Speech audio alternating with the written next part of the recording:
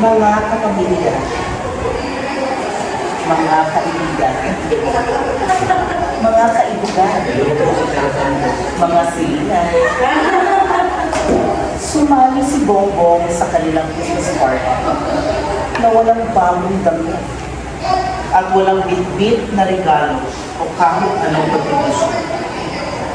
Dahilan upang siya ay labis na napahiya, lalo na sa kantsaw na grupo nila ng Marty.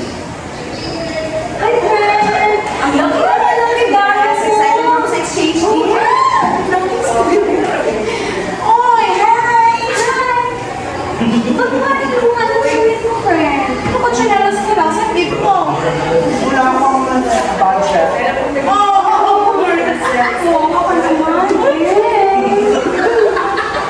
Dahil sa labis na kainilan, umalis si Bongbong na may mabigat na napakabigat.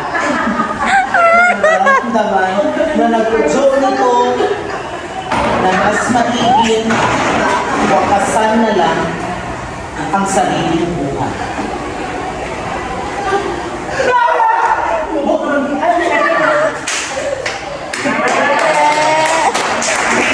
Hindi dahilan ang paglalakit upang iyong wakasan ang sariling buhay.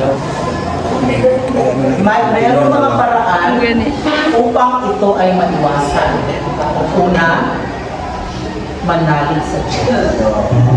Pangalawa, Diyos. uminom ng Diyos.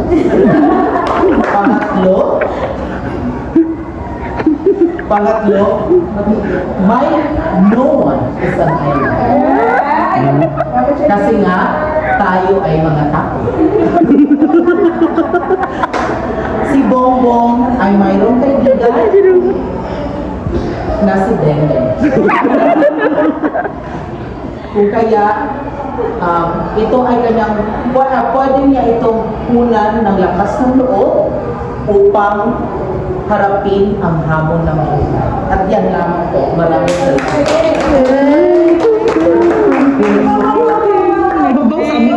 Go. Ba. Bonbon ay matalik na magkaibigan. Subalit nagkaroon sila ng hindi pagkakaunawaan nang mag-post si Bonbon sa social media ng kanilang sikreto. At ito ay nagdulot ng sobrang impresyon kay Shaira na siyang dahilan upang saktan niya ang kanyang sarili. Bigay, nakikinig.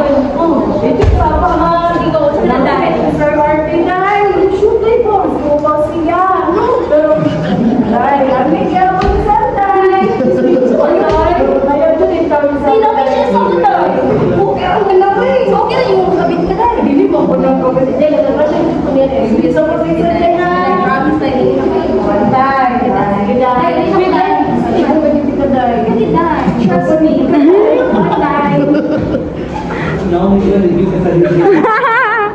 Dan dan.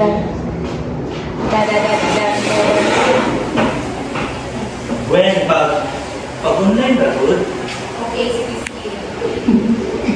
ay nag-online mo din siya. Manawag ko when na, Go. when. Yung best friend na si Shaira ba? Ano yan? Na, katong guwapa. Grabe. Grabe siya guwapa. Gusto kang sir. O nga, nag-chika siya sa kuha. Nga, nagdamgo daw siya. Nag-urdo sa buho. Oo, nagdamgo siya sa buho. Wala ko nang ilag. Yung anak ilan na si Shaira. I-post na ko niya. Itawag siya. Bahalag mamatay sa iyo. Hindi mo sa kumanda.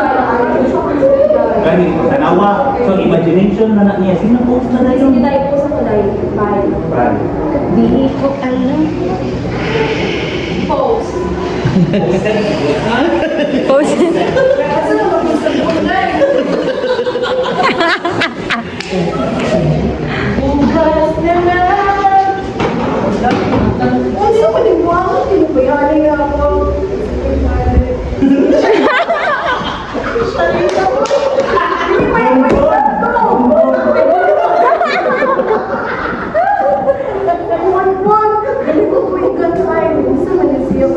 Sige na lang.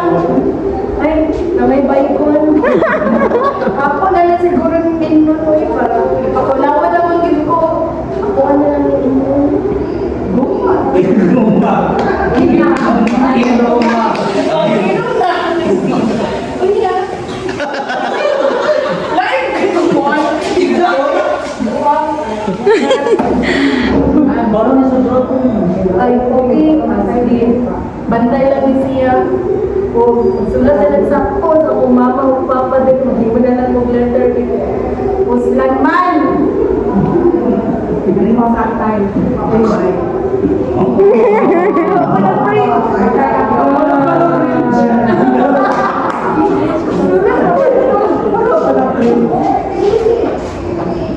Okay. Protective factors. Ala. Dili ta naman ito po. So para dili na maiwasan ang ito ng mga senaryo, syempre, kung nakakay best friend, kung masing istorya sa imo ha, dapat ka mo lang duhaan Maka-nose. kasi nabot dili ni mo istorya sa lain tao. Ay, sa man mo gipadunggan. Gwen. Sige, nagkatan ato bang lagi ka dito? Dili man! Oh, di ba na? Di ba? Correct, correct. Kasi di ba na? Natin ka check out. Correct. Ito may iwasan. Sipa kayo ka kayo nila. No, pero para may iwasan na, no, dapat tinuod yun ang atong pagsalig, no? Tinuod na trust, kana para dili mahita ko ang panapag-backstab, kana, di mo na siya may iwasan ng friendship. Kaya lalo na kung nakay madungog na negative, na ingana, na dili na ito tinuod. Diba? So para may iwasan, ato siya.